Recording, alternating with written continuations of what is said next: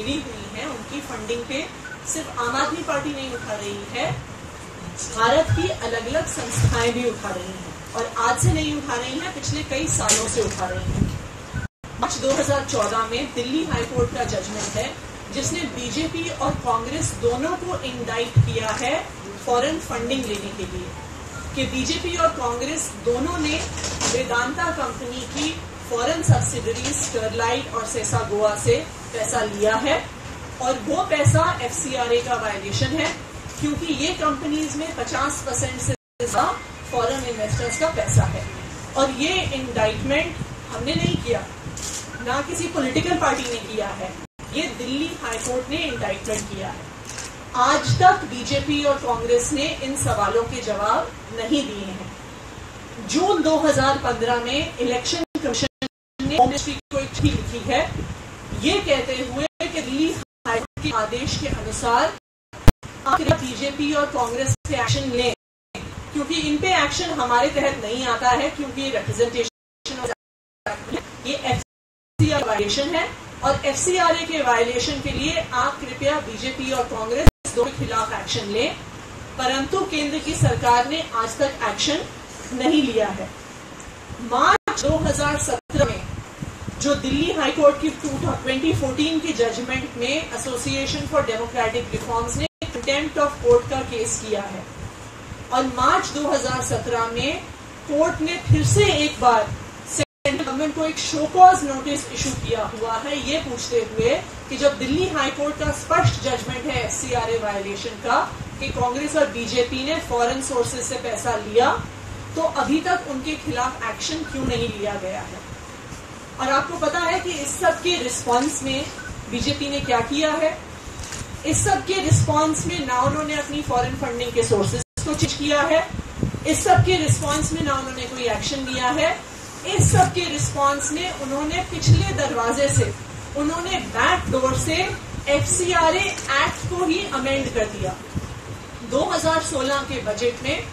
उसके साथ finance bill में चुपके से अरुण जेटली जी ने एक अमेंडमेंट इंट्रोड्यूस कर दिया FCRA एक्ट में, जो मैं आपको पढ़ के आज सुनाना चाहती हूँ। FCRA पहले बहुत स्पष्ट तौर से कहता था कि अगर किसी भी इंडियन कंपनी की या फॉरेन कंपनी की कोई सब्सिडरी हो जिसमें 50% से ज्यादा पैसा फॉरेन शेयर होल्डर्स द्वारा है, तो उसे फॉरेन सोर्स माना जाएगा, और इस फॉरेन सोर्स के लिए ही बीजेपी इंडाइट हुए थे। और 2016 के बजट में इन्होंने क्वाइटली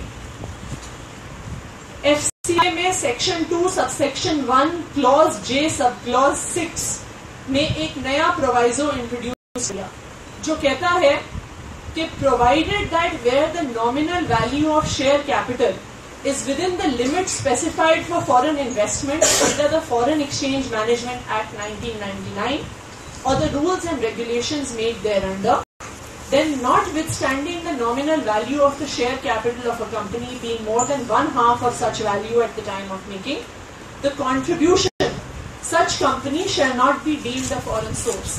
जिसका मतलब बेसिकली ये है कि अगर किसी भी कंपनी में उतना पैसा फॉरेन फंड्स द्वारा इन्वेस्टेड है जितना कंट्री की पॉलिसी उस समय तक परमिट करती है, जैसे कुछ सेक्टर्स में 100% FDI परमिटेड है, कुछ सेक्टर्स में 50% FDI परमिटेड है, अगर परमिटेड लिमिट्स में FDI है चाहे वो 100% हो, उसे फॉरेन सोर्स नहीं माना जाएगा, number 1। And number 2, more importantly, इन्होंने इस अमेंडमेंट को रेट्रोस्पेक्टिवली इंट्रोड्यूस किया कि ये 2010 से लागू होगा। क्यों 2010 से लागू होगा? क्योंकि 2010 से ही इनकी FCRA वायलेशंस हैं, और 2010 से ही बीजेपी और कांग्रेस ने फॉरेन फंडिंग का पैसा लिया हुआ है। तो जो लोग हम पर आरोप लगा रहे हैं, अरुण जेटली जी खुद फाइनेंस मिनिस्टर हैं, बीजेपी की एक सीनियर नेता हैं, वो इस बात का जवाब दे कि पहले आपने फॉरेन फंडिंग क्यों ली, और अगर आपने फॉरेन फंडिंग ली तो जो एक्शन बनता है MLA द्वारा वो क्यों नहीं लिया गया। एंड नंबर 3, क्यों आपने पिछले दरवाजे से FCRA एक्ट को रेट्रोस्पेक्टिवली आपने क्यों उसे अमेंड दिया कि कोई एक्शन नहीं लिया जा सकता, और दूसरा आपने हर प्रकार की फॉरेन फंडिंग के लिए दरवाजा खोल दिया। ये आप हम भाजपा से और उनके सीनियर नेताओं से चाहते हैं। एक छोटी सी बात आप लोग को बताना चाह रहा हूं कि क्यों हम कह रहे हैं कि पीछे की वजह से ही है। फाइनेंस बिल आप समझ लीजिए क्या होता है। फाइनेंस बिल अगर अपना कॉन्स्टिट्यूशन आप पढ़ेंगे तो आपको पता लगेगा कि लोकसभा जहां पर भारतीय जनता पार्टी की आज मेजोरिटी है, केवल वो अगर पास करके भेज दे और राज्यसभा उसे ना भी पास करे तो फाइनल पास माना जाएगा। राज्यसभा में चूंकि माइनॉरिटी थी और उन्हें डर था कि इस पर चर्चा हो सकती है, ये वापस भेजा जा सकता है, इसलिए बजाय इस पर एक कंप्लीट चर्चा कराने की संसद में उन्होंने इसको फाइनेंस बिल के लिफाफे में पेश किया ताकि इसको पक्के तौर पर पास करा दिया जाए और भारतीय जनता पार्टी और कांग्रेस पार्टी की जो जवाबदेही बनती थी, उनके खिलाफ जो एक्शन बनता था, वो एक्शन एक रेट्रोस्पेक्टिव अमेंडमेंट के जरिए उससे बचा जा सके। जो बातें आतिशी जी ने कही उसमें कुछ और चीजें मैं जोड़ना चाहूंगा। हमारे तरफ गांव में कहावत कही जाती है, सूप तो सूप चलने भी बोले जिसके 72 छेद। भारतीय जनता पार्टी और कांग्रेस पार्टी खुद गुनहगार है विदेशी चंदों की। जब सवाल पूछती है आम आदमी पार्टी से, जिसने पारदर्शिता के बेंचमार्क स्टैब्लिश किए हुए हैं, आम आदमी पार्टी ऐसी पार्टी है जिनका 95% ऑफ द डोनेशन जो है बैंकिंग सिस्टम से आता है, बाकी का जो 5% है वो भी डिक्लेयर्ड है इलेक्शन कमीशन से। ऐसी पार्टी से जब सवाल पूछते हैं तो बड़ा हास्यास्पद लगता है, हंसी आती है। आप सभी साथियों को मैं याद दिलाना चाहूंगा कि जब कांग्रेस की सरकार सेंटर में थी तब भी इस प्रकार का प्रपंच रचा गया चुनाव के ठीक पहले, और 7 मई 2014 को गृह मंत्रालय ने कोर्ट में हलफनामे पे लिख के दिया कि आम आदमी पार्टी को जितना भी दान मिला है, जितना भी चंदा मिला है, चाहे वो कहीं से भी आया हो, वो विदेशी चंदा नहीं और किसी भी किस्म के FCRA के रूल को वायलेट नहीं करता है, उनका उल्लंघन नहीं करता है। ये कांग्रेस की सरकार थी। तो पहले वो कांग्रेसी चुल्लू भर पानी में डूब मरे जो भाजपा के सुर में अपना सुर मिलाकर आरोप लगा रहे हैं आम आदमी पार्टी पे। इसके बाद बारी आती है भाजपाइयों की। ये इन भाजपाइयों की सरकार 18 फरवरी 2015 को कोर्ट में हलफनामे में लिख कर दे चुके हैं वही बात जो कांग्रेस की सरकार ने लिखी थी कि आम आदमी पार्टी किसी भी किस्म के नियमों का, कानून का उल्लंघन विदेशी चंदे के मामले में नहीं करती है। और ये जो घोषणा, ये जो हलफनामा दिया, उसके 17 दिन पहले ही इन बेशरम भाजपाइयों ने विदेशी चंदा लेने का आरोप आम आदमी पार्टी पे लगाया। मैं आपको याद दिलाना चाहूंगा, भाजपा के सबसे ऊपर वाली कतार के 2 सबसे बड़े नेता माननीय एन सीतारमन जी और पीयूष गोयल जी जो मंत्री भी हैं, 1 फरवरी 2015 को इन्होंने प्रेस कॉन्फ्रेंस करके हवाला एडमिट का आरोप लगाया था, हम पे विदेशी चंदा लेने का आरोप लगाया था, जबकि उन्हीं की सरकार के गृह मंत्रालय ने 17 दिन बाद कोर्ट शपथ पत्र पर लिख कर दिया कि कहीं भी ये विदेशी धन लेने के मामले में आरोपी नहीं है, कोई उल्लंघन नहीं हुआ कानून का। उसी महीने में, उसी वर्ष में, मजे की बात यह देखिए आप, PIL भी फाइल होती है, एक PIL फाइल कि आम आदमी पार्टी के चंदे की CBI जांच हो जाए। पर हम सम्मान करते हैं इसीलिए न्यायालय का, न्यायपालिका का, जिसे हमारे लोकतंत्र इस देश में जिंदा है, कि हाई कोर्ट ने उस PIL को गृह मंत्रालय के इस हलफनामे का हवाला देते हुए कंप्लीटली रिजेक्ट कर दिया, खारिज कर दिया। आज ये ज्ञानी बनते हैं हमारी ही वेबसाइट से, हमारे पब्लिक किए गए आंकड़े। ये कुछ नौसिखिया जेम्स बॉन्ड पैदा हो गए हैं भाजपा की गोदे। ये हमारी वेबसाइट से हमारे ही आंकड़ों का प्रिंट आउट लेके चमका चमका के हम ही को दिखाते हैं, हम ही पे आरोप लगाते हैं। हद है यार, तुमको पता कैसे चला कि ये 54 आया, ये 1 रुपये आया, 98 आया? हम ही ने बताया और तुम हम पे ही आरोप लगा रहे हो। फाइनेंशियल ट्रांसपेरेंसी के मामले में आम आदमी पार्टी ने जो बेंचमार्क स्टैब्लिश किए हैं, भाजपा और कांग्रेस को 100-150 साल और लगा दे तो भी उसको वो टच नहीं कर सकते। बहुत दुर्भाग्यपूर्ण है, बड़ा दुख होता है, मन आहत होता है जब आप लोग भी उसी आरोप को जो 2014 में किसने लगाया, 15 में भी लगाया, वही फर्जी चेक, वही फर्जी सिग्नेचर, बिना डेट के चेक अलग अलग शख्स लेके आता है, नया आरोप खोल के दिखा देता है, आप उसको टीवी पे चला देते हैं। अरे महाराज, थोड़ी तो शुचिता बर्दाश्त करिए। आप लोग क्या कर रहे हैं आप?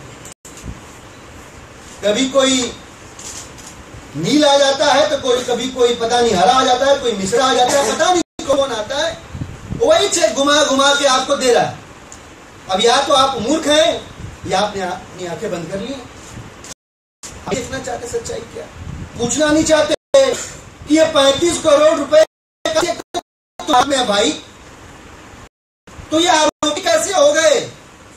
ओरिजिनल चेक हाथ में पकड़े हैं, ओरिजिनल चेक पकड़े और कह रहा है कि 35 करोड़ रुपए का गलत सोर्स से इन्होंने चंदा लिया। तो पहला निवेदन तो यह कि भाई साहब, अगर ये आपके पास चेक है और सही है तो फटाफट जल्दी पैसे की आवश्यकता है।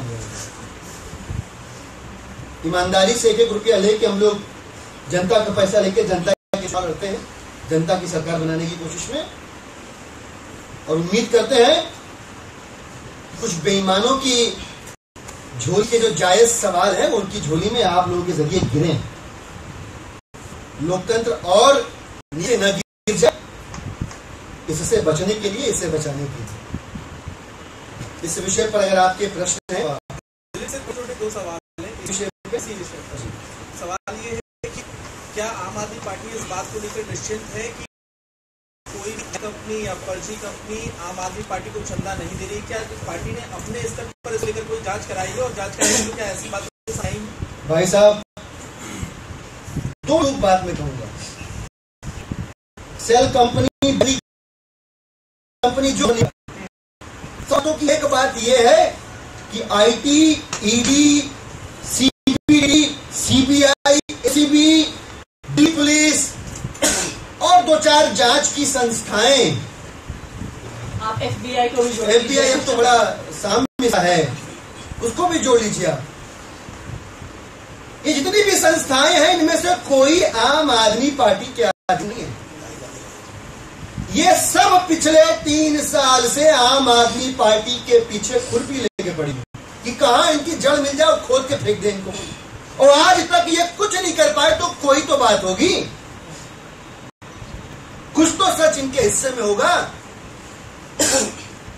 सब कुछ वो सारी संस्थाएं जो जांच के हमारी तथाकथित बेईमानी की वजह से हमें जेल की सलाखों के पीछे भेज सकती हैं, वो सारी जांच की संस्थाएं बीजेपी वालों के पास हैं, और फिर भी ये बीजेपी वाले मुखौटा बदल बदल के इनकी निरीहता पे, इनकी मासूमियत पे, इनकी बेबसी पे तरस आता है, फिर भी ये सिर्फ आरोप लगा। दिलीप, इससे हटकर एक सवाल दो विषय है कि आम आदमी पार्टी लगातार करप्शन पे बात करती रही कि करप्शन नहीं होना ये हो गया, ये चंदा हो गया। एक इशू ये है कि कभी कोई सड़क टूटती थी तो आप लोग प्रचार में कहते थे कि एक ही सड़क बार बार तोड़ के बनाई जाती है, दूसरे कई काम पड़े हैं। आईटीओ पे फुटवर्क को लेकर के यही आरोप कर रहे हैं। कहा आप फ्रिंज एलिमेंट्स को के द्वारा सोशल मीडिया पे लगाए गए बेसिर पर के आरोपों को मेन स्ट्रीम में जब तक आप एंटरटेन करेंगे तब तक आप जायज सवालों से दूर रहेंगे, अपने भी और लोगों को। मैं समझ गया आपकी बात। अगला सवाल। दिलीप, आप कह रहे हैं कि पार्टी पे करप्शन के आरोप लगे लेकिन उसमें आपको क्लीन चिट मिली। सरकार पर करप्शन के आरोप, इंडिया टुडे ने एक्सपोज किया, स्टोरी दिखाई कि कैसे जो मुख्यमंत्री अरविंद केजरीवाल है उनके रिश्तेदार को कॉन्ट्रैक्ट मिला, उसके बाद उनका बेटा है वो अधिकारी को धमकाता है। सवाल उठते हैं कि ऐसे में जब शिकायत मिली उसके बाद टेंडर क्यों कैंसिल किए गए, लगातार उसके बाद उन्हें कॉन्ट्रैक्ट क्यों मिला? क्या ये जो आरोप है ये बिल्कुल वैसे ही आरोप नहीं है जो रॉबर्ट वाड्रा के ऊपर थे? देखिए, सबसे पहले तो आपकी खोजी पत्रकारिता की आपकी तैयारी के लिए धन्यवाद। आप 3-4 कैमरा और सब कुछ लेके पूरी तैयारी से बैठे हुए हैं इस प्रेस कॉन्फ्रेंस में। 2-3 चीजें क्लियर होनी चाहिए। एक तो राहुल कमल जी इस एक्सपोजर को लेकर बड़े एक्साइटेड थे और आपके चैनल के ट्विटर हैंडल से बार बार ट्वीट हुआ किसी एक इंजीनियर का हवाला देके कि केजरीवाल जी के किसी रिश्तेदार ने धमकी दी कि जानता नहीं मेरा मौसा कौन है। उस वक्त से लेके अब तक वो फुटेज में ढूंढ रहा हूं, वो क्लिपिंग में ढूंढ रहा हूं जिसको आपके चैनल ने ट्वीट किया, जिसको आपके चैनल ने चलाया और कहा कि ये धमकी जा रही है। अभी तक कमल साहब वो क्लिपिंग नहीं प्रोड्यूस कर पाए हैं। इस पूरी चर्चा में केजरीवाल जी का क्या रोल है ये नहीं साबित कर पाए हैं। अभी तक ये नहीं बता पाए हैं कि उस व्यक्ति ने 2016 में FIR करी, उस FIR पे अब तक दिल्ली की पुलिस चुप क्यों बैठी रही, का जवाब नहीं दे पाए। आप आरोप समझने में सवाल दोहराते हैं। नहीं, मैं बता दूं, उनको कॉन्ट्रैक्ट मिला, कॉन्ट्रैक्ट में भी डिस्कस कर लेंगे। अभी मैं मोटा बता रहा हूं। आपका जो सो कॉल्ड एक्सपोजे है, जो आप राहुल कमल भाई जो trying to wear the shoes of Sherlock Holmes, मैं उस पर कमेंट कर रहा हूं क्योंकि उन्होंने ट्वीट किया था, बहुत व्यक्तिगत टिप्पणी की थी कि हमारे पूछा गया, फिर गेस्ट नहीं आया, फिर पता नहीं साल आपका कुछ भी होगा, सही पृष्ठभूमि में नहीं है तो आप इसकी समग्रता के असर को नहीं समझ पाएंगे। तो ये एक्सपोजे आप तथाकथित कर रहे हैं, इस एक्सपोजे में कहीं कोई एक्सपोजे है ही नहीं, कहीं कोई खोज है ही नहीं। आप एक व्यक्ति की काल्पनिक कठोरता के ऊपर एक पूरा एपिसोड रन कर रहे हैं अपने चैनल पे। आप जब चाहेंगे मैं हंटिंग कर रहे हैं। मुझे अभी दिखाइए वो वीडियो कहाँ है जिसमें वो व्यक्ति कह रहा है कि केजरीवाल जी के भतीजे ने, भांजे ने ये आरोप लगाया। वो वीडियो कहाँ भी दिखाइए, अधिकारी ने अभी दिखा दी। मैं राहुल कमल जी को, आपके चैनल को, आज तक को, इंडिया टुडे को, दोनों को, सबको कह रहा हूँ मुझे वो क्लिपिंग दिखा दीजिए। FIR की कॉपी दिखाएंगे। मैं चुनौती करता हूँ। मैं क्या कह रहा हूँ, मैं क्या, देखिए इसको डायल्यूट नहीं करते, सवाल पूछा है आप दिखाई वीडियो आई। Let's not let it die. Please आपको FIR दिखाते हैं जिसमें आपको पहले क्लिपिंग दिखाइए। मेरा सवाल साफ है, इतने गंभीर आरोप होने के बाद भी लगातार उन्हें कॉन्ट्रैक्ट दिए जाते रहे। जब बहुत तब उनसे कॉन्ट्रैक्ट कैंसिल करके आगे दिया जाता रहा, फेवर किया गया लगातार। क्या ये उसी तरह के आरोप नहीं है या वैसा ही मामला नहीं है जो रॉबर्ट वाड्रा के खिलाफ था? क्या ये आम आदमी पार्टी के लिए रॉबर्ट वाड्रा मूवमेंट नहीं है? हो गया आपको? जी, जवाब दें। अब जितनी बातें आपने कही, आपने तय कर लिया कि ये हो चुका है। आपकी शरीर से लग रहा है कि फेवर किया गया, टेंडर दिया गया। ये आप कैसे तय कर पा रहे हैं सब कुछ? स्टूडियो में बैठ के राहुल कमल जी कैसे तय कर पा रहे हैं? टेंडर दिए गए हैं, ये काम चल रहे हैं उन पर। राहुल कमल जी टीवी के स्टूडियो में बैठ के ये कैसे तय कर पा रहे हैं कि ये सब भ्रष्टाचार हो चुका? ये एक सवाल तो मेरा ये है। दूसरा सवाल, जो मुख्य आरोप है उसके साथ हमारे पास वीडियो क्लिपिंग क्यों प्रस्तुत कर पा रहे हैं?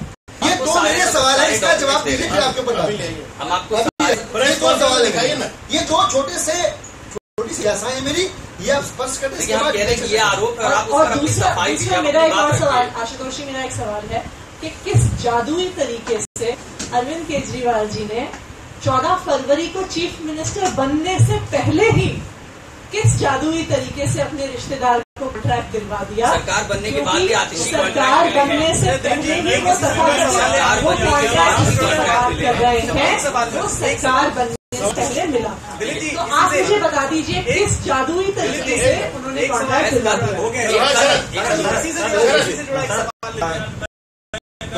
एक है ग्लैमर स्टील्स प्राइवेट लिमिटेड का, दूसरा है 35 तोड़ के 2 चेक हैं।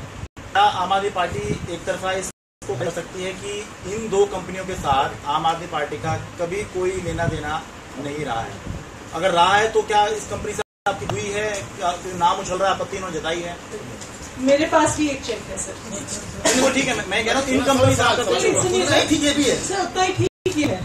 मेरे पास भी एक चेक है जो भारतीय जनता पार्टी को 70 करोड़ रुपए का हवाला से चंदा दिखा रहा है। बताइए, तो आप इस पे डिबेट करिए। आप दिखाइए कि किस तरह से ये जो ओरिजिनल चेक मेरे हाथ में है और मैं आरोप लगा रही हूँ कि ये पैसा भारतीय जनता पार्टी के अकाउंट में जमा हो चुका है।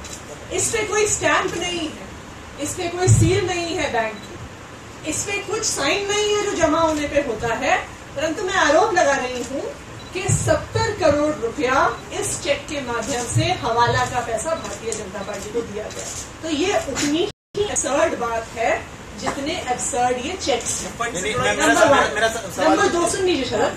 नंबर 2, जैसा कि दिलीप ने कहा, हम अपने आप को हर इन्वेस्टिगेटिंग एजेंसी की इंक्वायरी के लिए ओपन कर रहे हैं कि आप CBI, enforcement directorate, income tax, ACB, Delhi police और चाहे तो आप एफबीआई को भी ले आइए, आप किसी भी एजेंसी को लाके हमारे हर अकाउंट को एग्जामिन करवा लीजिए। और मैं आपको ये बता दूं, हमारी एक इकलौती पार्टी है जिसने इनकम टैक्स डिपार्टमेंट को हर उस शख्स का भी नाम बताया है जिसने 20,000 रुपए से कम भी चंदा दिया।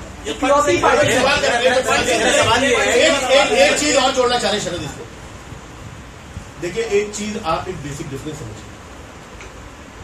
देश के प्रधानमंत्री, देश के 2 वरिष्ठ मंत्री, देश के वित्त मंत्री और तमाम अनुषांगिक संगठन और पर्दे के पीछे छिपे हुए लोग बार बार आके वही आरोप लगा रहे हैं।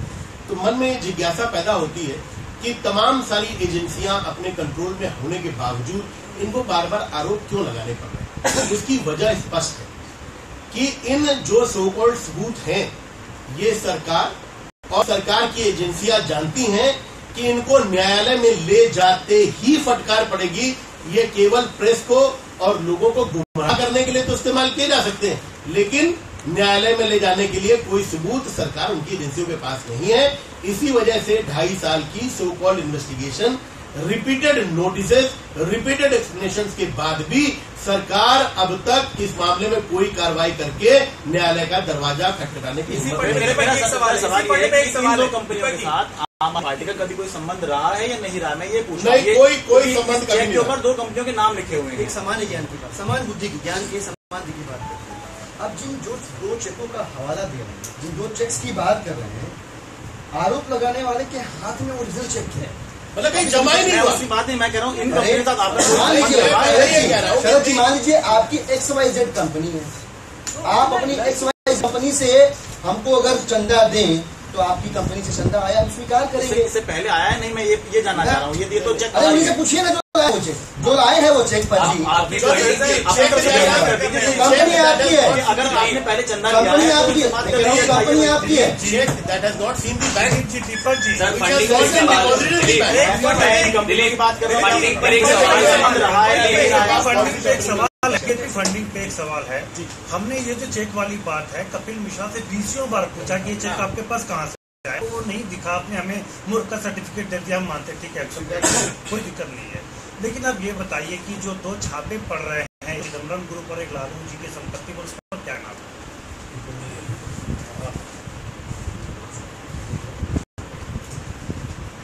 देखिए, आम आदमी पार्टी हर प्रकार करप्शन के खिलाफ है, चाहे वो पॉलिटिशियंस द्वारा किया जाए, चाहे वो ब्यूरोक्रेट्स द्वारा किया जाए। और हमारा मानना है कि किसी भी प्रकार के करप्शन पर इन्वेस्टिगेशन होना चाहिए और कोई भी एम्बिट ऑफ लॉ के ओवर नहीं है, चाहे वो कोई भी मंत्री रहा हो, मुख्यमंत्री रहा हो, चाहे वो देश का प्रधानमंत्री ही हो।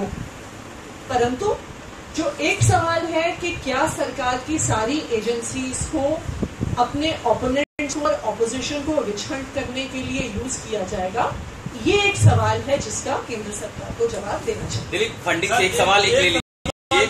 बीजेपी फंडिंग से एक सवाल पूछ रहा हूँ। सुनीता केजरीवाल जी कई जो सक्रिय है, बीजेपी वाले कह रहे हैं कि उनको आगे लाया जा रहा है, क्या आम आदमी पार्टी में लाने की तैयारी है उनको, या फिर क्या अगली सीएम वही होंगी? बेसिक पैर के सवाल फंडिंग बीजेपी ने बकायदा रिलीज भिजवाया है। आपसे मुख्यमंत्री की बात करें, आप तो प्रधानमंत्री भी पूछ सकते हैं।